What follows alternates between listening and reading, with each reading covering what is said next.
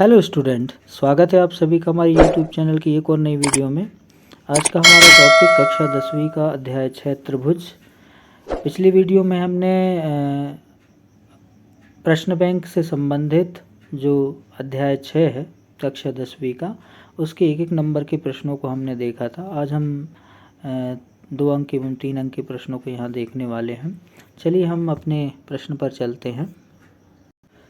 तो हमारा जो प्रश्न है, जैसा कि आप स्क्रीन पर देख रहे हैं, आकृति 6.17 में 2 आकृतियाँ दी गई हैं। तो पहली आकृति से हमें EC का मान प्राप्त करना है और दूसरी आकृति से हमें AD का मान प्राप्त करना है। तो इसके लिए हम पहली आकृति देख लेते हैं। पहली आकृति DE समानांतर BC। तो जो हमारा ये जो रेखा है ये समानांतर है इस रेखा के। यहाँ पर हमें EC का मान ज्ञात करना है, अर्थात ये वाला जो हिस्सा है इसका मान हमें ज्ञात करके बताना है। तो इसके लिए हमें थेल्स प्रमेय का उपयोग करना है। यदि किसी त्रिभुज की आधार भुजा के समानांतर खींची गई जो रेखा है वो शेष 2 भुजाओं को समान अनुपात में विभाजित करती है, तो अर्थात यहाँ पर ये जो त्रिभुज, इसमें ये जो DE समांतर रेखा है और जो BC समांतर रेखा है, इसमें जो शेष 2 भुजा यानी AB और AC ये अनुपात के रूप में विभाजित हो गई है, जिसे हम लिख सकते हैं AD/DB बराबर AE/EC। तो यहाँ पर हमें जो भी मान प्राप्त है उन मानों को यहाँ हम रखेंगे, अर्थात AD का मान 1.5, AE का मान 1 और DB का मान 3 और EC का मान हमें ज्ञात करना है, तो उसे EC को हम EC ही लिखे रहने देंगे। फिर त्रियक गुणा कर देते हैं, तो EC गुणा हो जाएगा 1.5 बराबर 3 गुणा हो जाएगा 1। 1.5 का हम पक्षांतर दूसरी ओर करेंगे तो हमें EC बराबर 3 एकम 3, 3/1.5। इसमें हम भाग देंगे तो भाग देने पर हमें मिलेगा EC बराबर 2 सेंटीमीटर। अतः हमारा उत्तर हो जाएगा EC बराबर 2 सेंटीमीटर। ये हमारा उत्तर हो जाएगा। चलिए हम अगले प्रश्न पर चलते हैं। अगला प्रश्न पूर्व के प्रश्न की भांति ही हमें हल करना है। तो यहाँ हम थेल्स प्रमेय का आधारभूत अनुपातिकता प्रमेय जो है वो हम लिख लेते हैं, अर्थात AD/DB बराबर AE/EC। यहाँ पर जो भी मान हमें प्राप्त है उनको हम लिखेंगे। जैसे AD का मान हमें प्राप्त करना है तो AD और AE का मान 1/8 है। इसी प्रकार DB का मान 7.2 और EC का मान 5.4 सेंटीमीटर।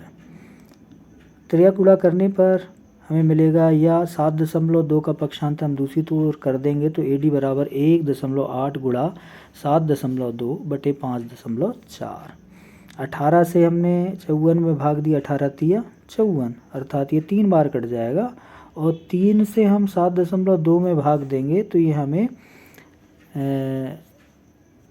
3 से भाग देंगे तो हमें मिलेगा AD बराबर 2.4 सेंटीमीटर। इस तरह हम इसके उत्तर को प्राप्त कर सकते हैं। चलिए हम अगले प्रश्न पर चलते हैं। अगला प्रश्न में एक आकृति दी गई है। आकृति में AD लंब है BC।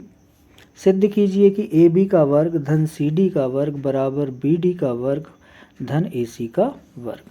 तो यहाँ AD लंब है BC पर आकृति के अनुरूप। अब यहाँ पर हम पहले इसमें एक आकृति के अंतर्गत 2 त्रिभुज निर्मित हो रहे हैं। दोनों त्रिभुज ही समकोण त्रिभुज हैं। समकोण त्रिभुज में पाइथागोरस प्रमेय का उपयोग हम कर सकते हैं, अर्थात जैसे ADC ये वाला जो त्रिभुज है, इस त्रिभुज में लंब हमारा AD हो जाएगा और आधार हमारा CD हो जाएगा और कर्ण हमारा AC हो जाएगा। अर्थात पाइथागोरस प्रमेय कर्ण AC का वर्ग बराबर AD का वर्ग धन CD का वर्ग, ये बन जाएगा समीकरण 1। ठीक इसी प्रकार हम दूसरा त्रिभुज, इस तरफ वाला त्रिभुज यदि हम ले लेते हैं तो इस तरह वाले त्रिभुज के अनुरूप भी हम इसे हल करेंगे तो हमें क्या मिलेगा, ये AB जो है वो AB आपका कर्ण हो जाएगा, AD लंब हो जाएगा और BD आपका आधार हो जाएगा। तो यहाँ पर आपका मिलेगा ए बी का वर्ग यानी कर्ण का वर्ग बराबर लंब का वर्ग ए डी का वर्ग धन बी डी का वर्ग। अब यहाँ पर हमें समीकरण 2 इसे हम मान लेते हैं। इसके बाद हम समीकरण 2 से समीकरण 1 को हम घटाते हैं। तो समीकरण 2 से जब 1 को घटाते हैं तो ए बी से ए सी घट जाएगा, तो ए बी का वर्ग ऋण ए सी का वर्ग, और यहाँ पर ए डी से ए डी घट जाएगा तो कैंसिल हो जाएगा, ए डी से ए डी कट जाएगा, तो हमारे पास बचेगा बी डी का वर्ग ऋण सी डी का वर्ग। फिर हम क्या करते हैं कि ऋणात्मक जो संख्या है उसका पक्षांतर दूसरी ओर कर देते हैं, अर्थात हमें मिल जाता है यहाँ से ए सी पक्षांतर होकर इस तरफ आ जाएगा, इस ए सी का पक्षांतर हम इस तरफ कर देंगे, और यहाँ से जो सी डी है सी डी का पक्षांतर इस तरफ कर देंगे, तो ऋणात्मक पद धनात्मक में आ जाएंगे। अतः हमें मिल जाएगा ए बी का वर्ग धन सी डी का वर्ग बराबर बी डी का वर्ग धन ए सी का वर्ग। यही हमें सिद्ध करना था, इस तरह हम इसे सिद्ध कर सकते हैं। चलिए हम अगले प्रश्न पर चलते हैं। अगला जो प्रश्न है उस प्रश्न में भी यदि कोई रेखा एक त्रिभुज ए बी सी की भुजाओं ए बी और सी डी को क्रमशः डी और ई पर प्रतिच्छेद करे तथा भुजा बी सी के समानांतर हो तो सिद्ध कीजिए कि ए डी बटे ए बी बराबर ए ई बटे ई सी होगा। तो इसे हल करने के लिए ये थेल्स प्रमेय का ही है। थेल्स प्रमेय को थोड़ा सा और व्यवस्थित किया गया है, तो इसे थेल्स प्रमेय के आधार पर हम हल करेंगे।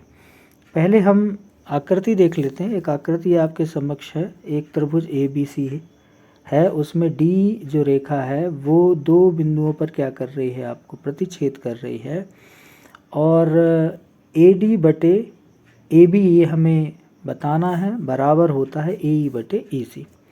तो इससे पहले हम ये बता देंगे कि ये एक समांतर रेखा है, डी जो रेखा है वो बी सी के समानांतर है, ये जो रेखा है वो इस रेखा के समानांतर है, और समानांतर यदि रेखा होती है तो थेल्स प्रमेय उस पर लागू होगा तो हो जाएगा ए डी बटे डी बी बराबर ए ई बटे ई सी।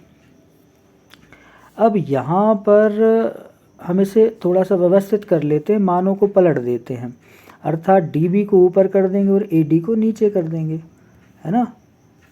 यहाँ पर हम ए डी को नीचे ले आएंगे और डी बी को ऊपर ले जाएंगे, तो ये इसके पद पलट जाएंगे, तो हमें मिल जाएगा डी बी बराबर ए डी बराबर ई सी बटे ए ई।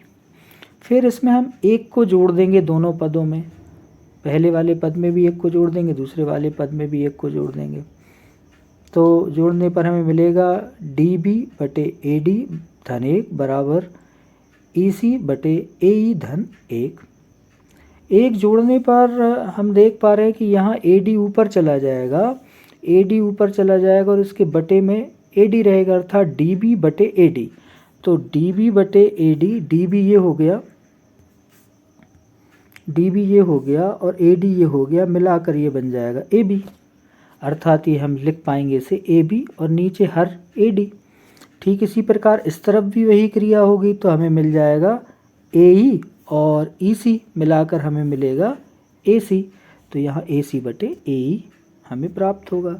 इसके पदों को फिर से हम पलट देंगे, तो हमें मिलता है